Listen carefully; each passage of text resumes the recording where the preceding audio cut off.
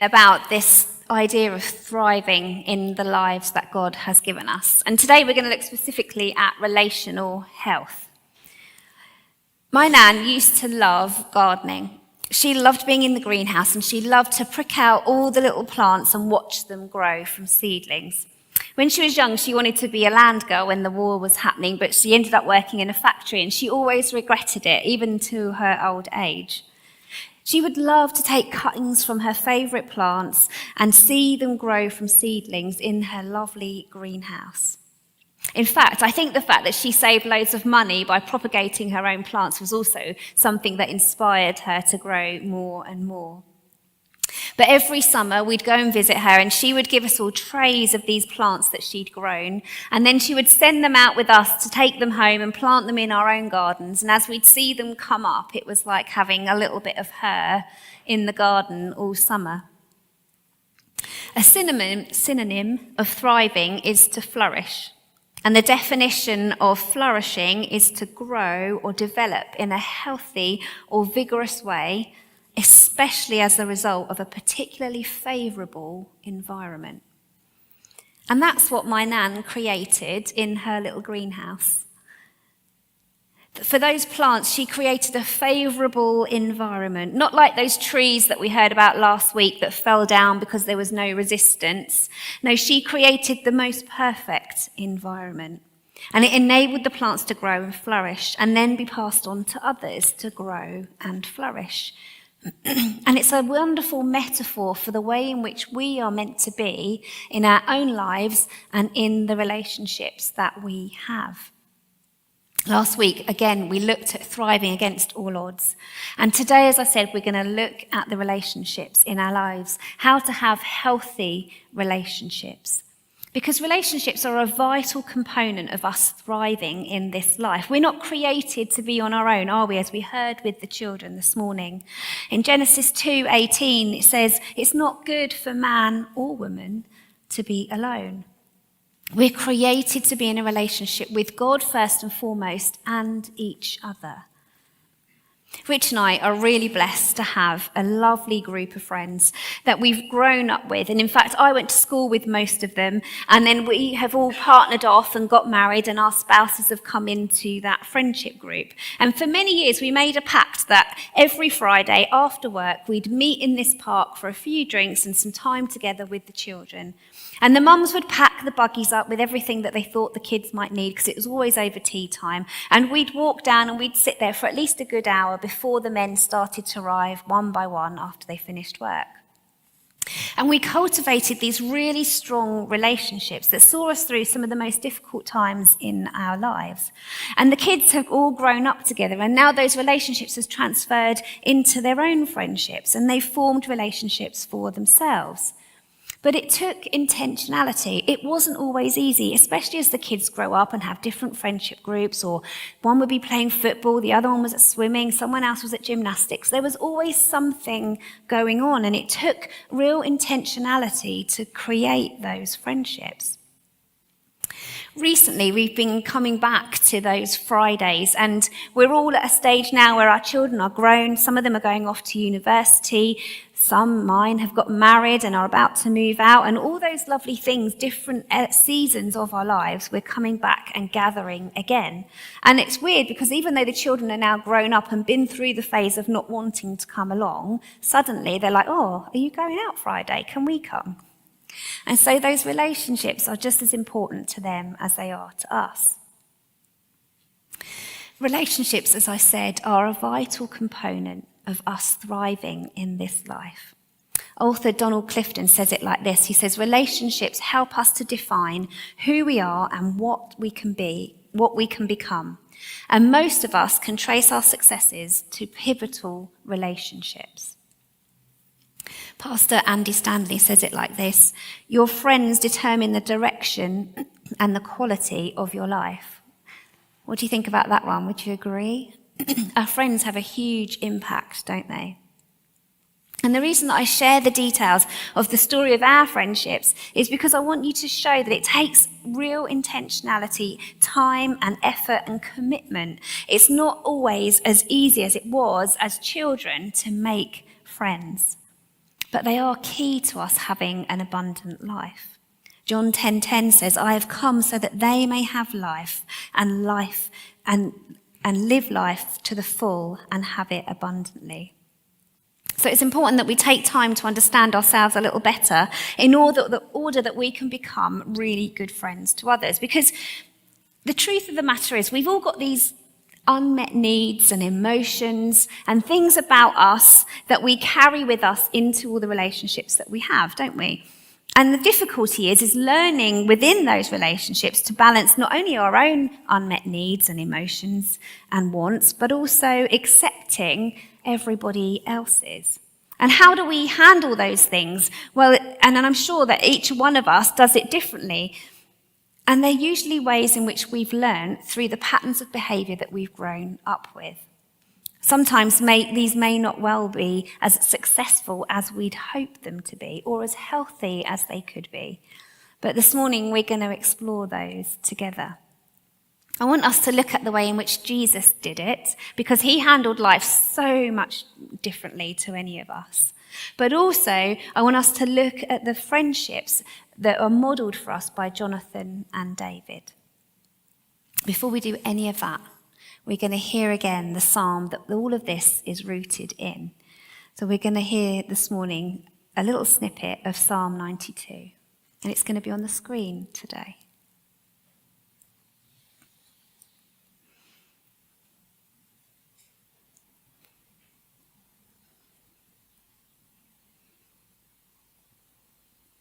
Today's reading is Psalm 92.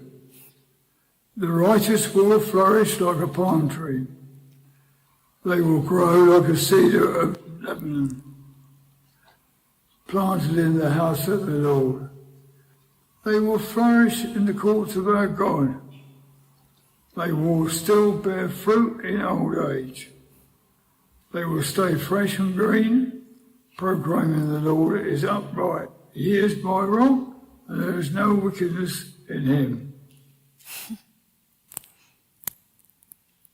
Thanks, Pete. Pete really wanted to be involved in what was going on here in the church, and quite often he's at home watching, and so we videoed him doing a few of the readings so that we can show them throughout the next few weeks, which is really good, isn't it? We're thinking of him today, where he is right now. In Mark chapter 1, we find Jesus doing all these different types of miracles, don't we? And it's like revival is breaking out across the land. People are clamouring to be near him. They're travelling miles and miles and miles. They're sleeping beside roadsides, on hilltops, anywhere and everywhere they can to get close to Jesus. And they're listening and taking on board everything that he's saying. And it says before daybreak the next morning, having preached for hours and hours, Jesus got up and went to an isolated place to pray. Later, Simon and the others went out to find him, and when they found him, they're like, "What are you doing? Everyone's looking for you. They're all waiting for you. Come on, Jesus. We've got things to do." But Jesus says something really unusual back to them. He's like, "No. No, we need to go somewhere else, actually. We've got other towns to go to, because I've come to preach to them all, not just to this town here." And he handles things so differently to, I think, even how I would handle them. I don't know about you, but if I was in a place where hundreds and hundreds of people had come to see me and hear something that I had to say, how awesome would that be to start with? But, if you were in that kind of situation, would you say no? I mean, I find it really hard to say no to really simple things, but to say no to hundreds of people and to know that it was the right time to move on is a really brave thing to do, I think. But he's not doing it in a careless way, is he?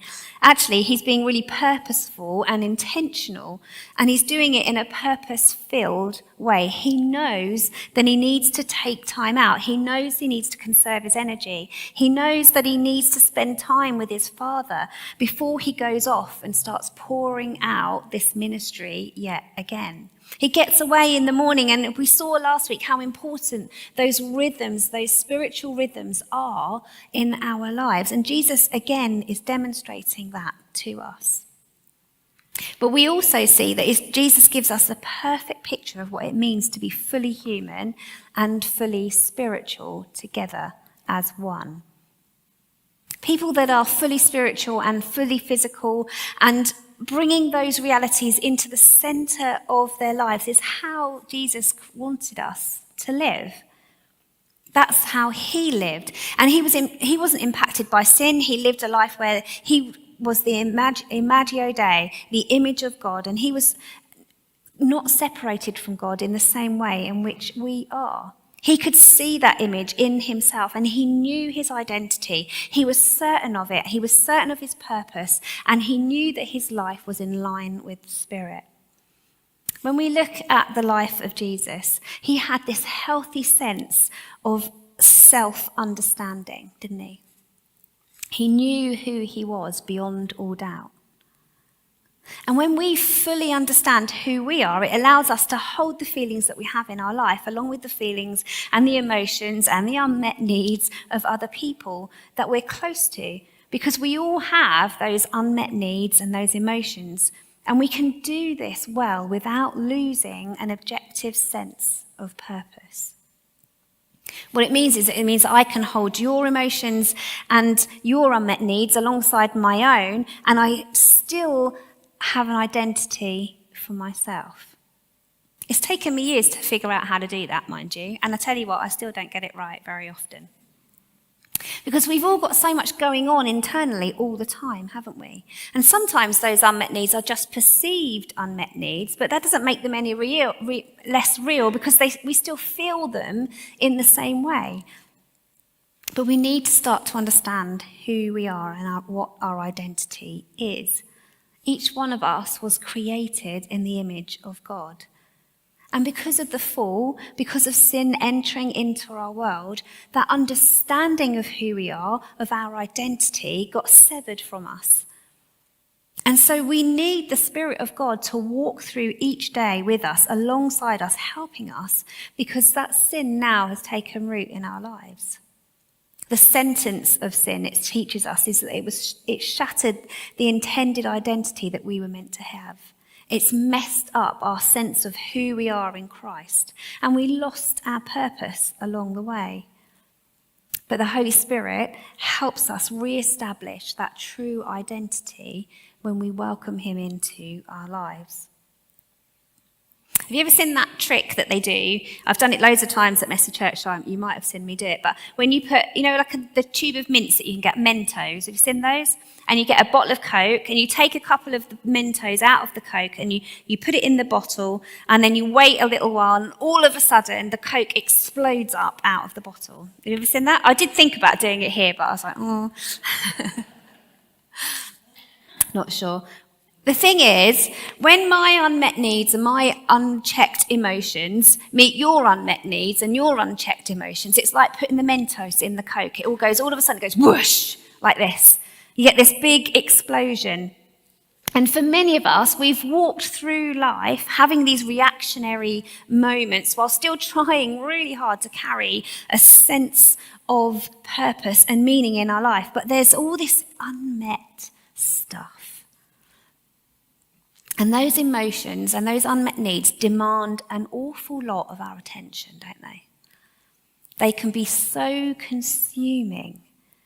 And what they do is they end up causing us to put down our true purpose and get stuck dealing with all the unmet needs.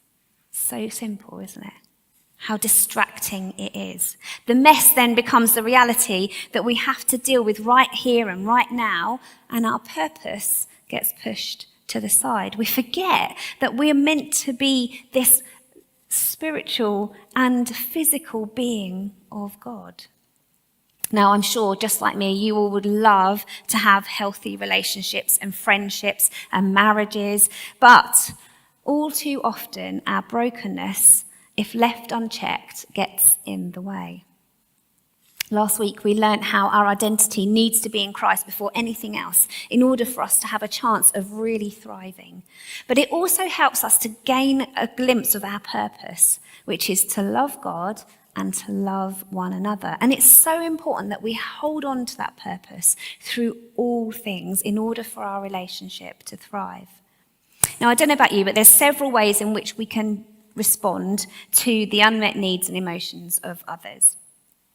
See if you can spot yourself in any of these. It's just a snapshot. I'm sure there are others. Some of us tries to people please. This is me, I'll be honest. Some of us try to people please because we need the approval of them to manage our own version of how we see ourselves. Because if you don't like me, then I'm not sure that I'm going to like me. And then we're pleasing each other really to manage our own sense of self.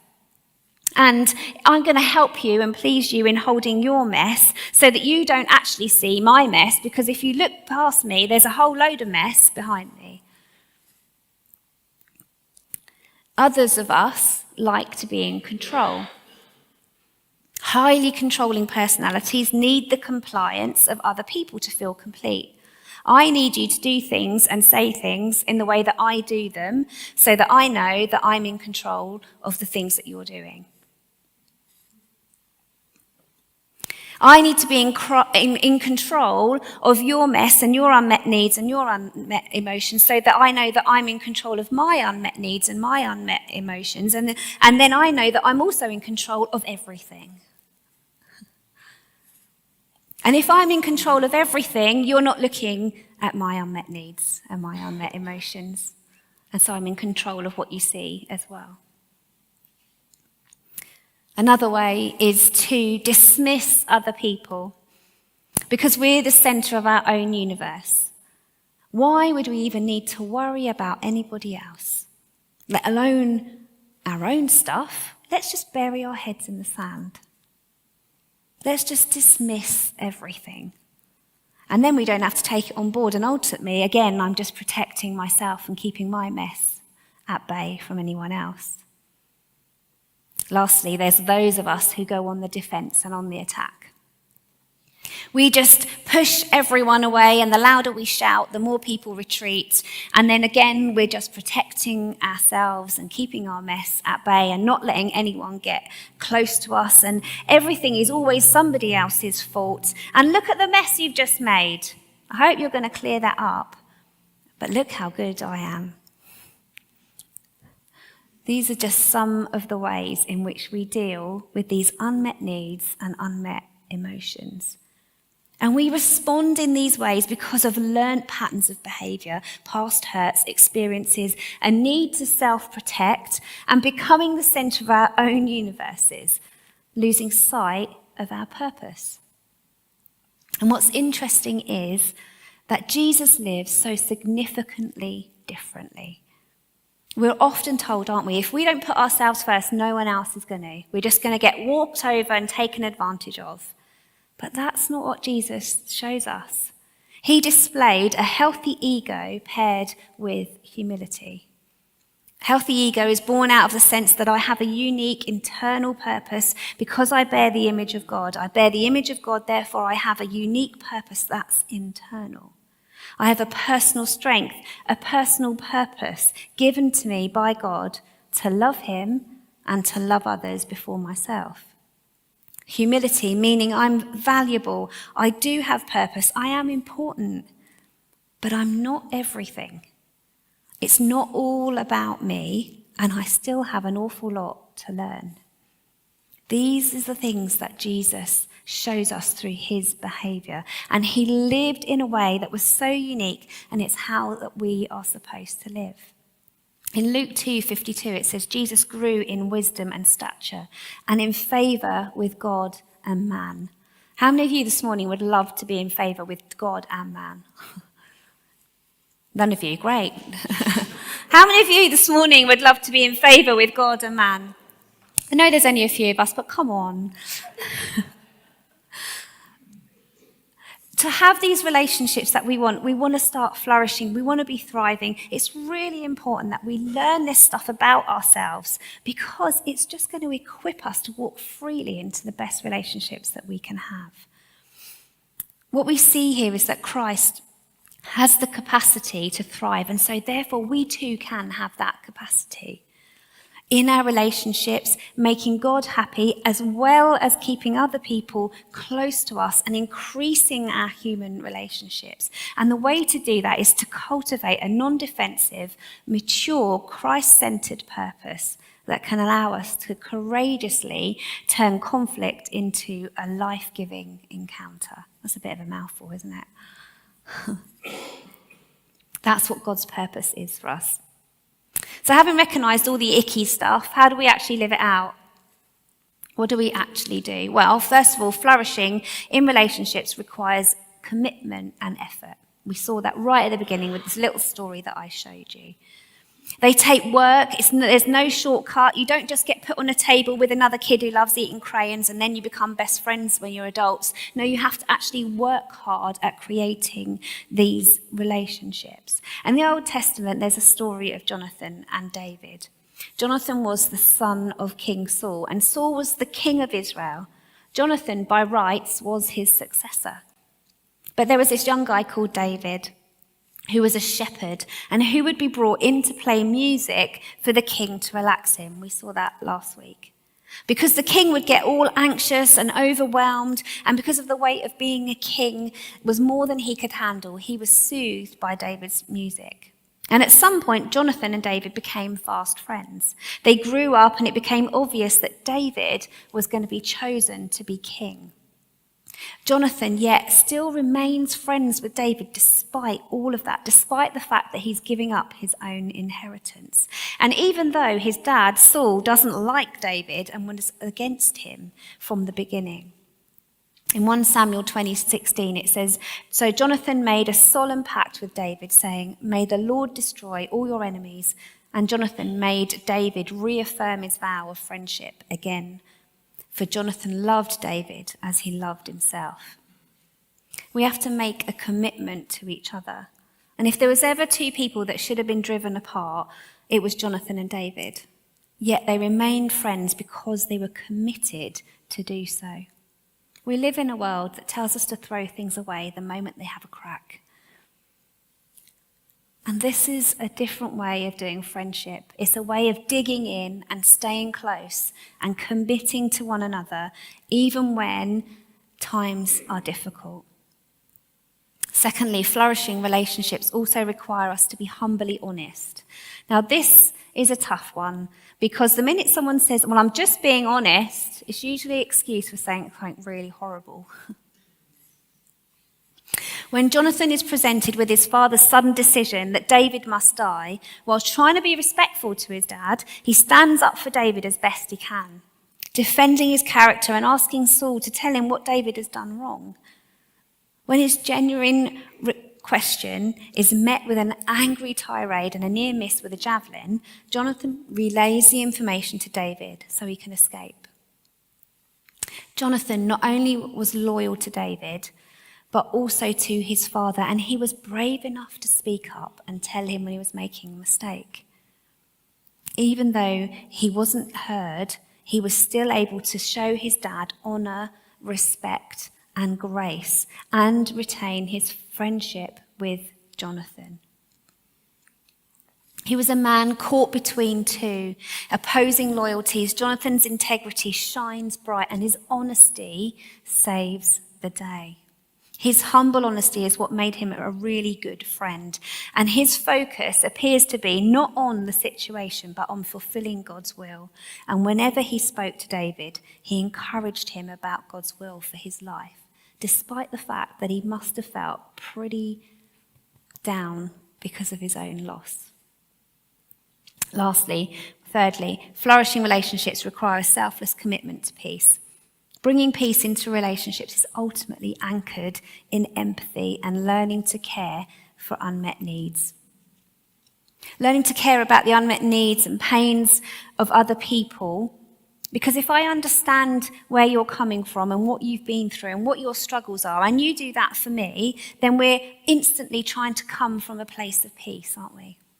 In 1 Samuel 14, Jonathan takes the initiative and finds a way up to where the Philistines were near Michmash. He and his armor bearer take on the Philistine garrison, emerging victorious against the staggering odds. But his dad had told the army not to eat anything and to fast. And Jonathan had eaten some honey and some bread because he hadn't heard the commands of his dad. And when confronted about it, he notes that his dad's army probably would have been better for eating and not fasting. He was much more practical and undramatic than his dad, but he was extremely well loved by the people. And after the battle, when Saul finds out what he's done, he demands that his son is killed, and yet all the people rally around him. And they're like, shall Jonathan die, he who's brought great salvation to Israel? God forbid, as the Lord lives, not one hair on his head should fall to the ground. And David comes on the scene, and he's innocently earning all the people's popularity. And Jonathan's position as the apparent heir of the kingdom of Israel is in the balance. And yet, in every interaction between David and Jonathan, we see Jonathan showing generosity, love, faith, and promoting peace. This one is the last one, I promise. Flourishing relationships require commitment to peace, but they also require us to take responsibility for ourselves. I have to take responsibility for myself, and you have to take responsibility for yourself. We can't control anyone else but ourselves. We can only control the relationships that we're in, and we're not responsible for how other people deal with their mess and deal with their situations. As Christians, we have this inbuilt desire to make everything nice, don't we? When something's uncomfortable or difficult or outside of what we'd hoped it would be, we just want to fix it straight away. But here's what we have to remember. Just because someone else is doing things in a way that we may not agree with, it doesn't mean that we can diminish them in any way. We cannot diminish their dignity because they are still created in the image of God just as we are. And God has a plan for them. In Romans 2:17, it says, do things in such a way that everyone can see you're honourable, and do all that you can to live in peace with everyone. Another translation puts it maybe in a way that hits home a little bit more. As much as it depends on you, live at peace with everyone. We have to take responsibility for our own actions. We have to do everything we can to rectify any wrongs that we have caused. But sometimes, despite our best efforts, the only way to bring peace is to part ways. And that is the sad truth about relationships. Having done everything you can to be right with God and with man, and to put everything right, if it isn't possible, the only thing you can do to bring about peace is to free each other to thrive separately. And that's a really hard decision to make, because most of us have a heart to reconcile. Most of us would want to make things good if we can. And so choosing to walk away is really hard, because your heart's in the right place. But sometimes the only way to bring peace and the betterment of each other is to lovingly let each other go. And actually, it's a way of setting them free rather than keeping them locked into a dysfunctional, unhealthy relationship. And it's allowing them to walk into whatever God has for them next without taking that pain and that hurt with them. And we have to recognize that not all relationships work out. Sometimes they fall short. But working together for a healthy exit is just as important as forgiving each other along the way. Forgiveness, as I said, is the key to freeing the person to step into whatever it is God has for them next. So thinking about all of those things that we've heard, we take time to fully understand who we are as the image bearers of God, with a purpose to love God and to love others first and foremost. We acknowledge and accept that we have unmet needs and emotions, and that we need to hold those gently. And we commit to one another with humble honesty, promoting peace where possible, and taking responsibility for our own actions at all times. And this is when our relationships will begin to thrive.